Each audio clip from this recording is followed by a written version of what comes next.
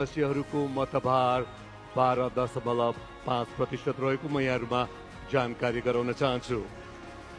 अब यो हाम्रो गेस्ट अफ अनर्सहरूले यसको उद्घोष गर्नुहुन्न र यसको लागि पनि एउटा छुट्टै भिजुअल प्रेजेन्टेसन रहेको छ र यस एनएसए पल्स स्पोर्ट्स अवार्ड 2081 को पिपल्स चोइस अवार्डमा कुन कुन मनोनीत खेलाडीहरूले कति मत प्राप्त गरे र विजेता को बन्नुभएको छ त्यसको लागि तयार पारिएको भिजुअल प्रेजेन्टेसन प्लिज।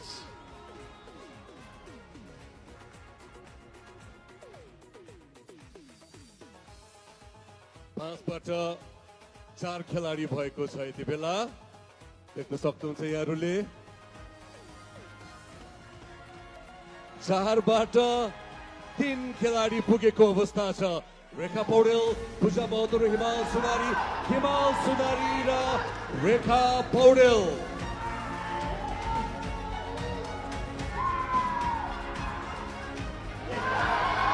विजेता हिमाल सुनारी भलिबल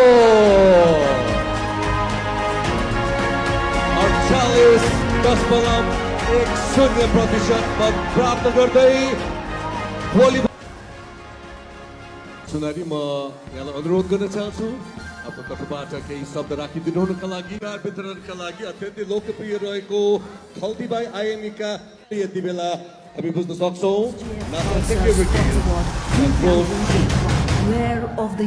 बधाई छ हिमाल सुनारी। यहाँलाई जानकारी गराउन चाहन्छु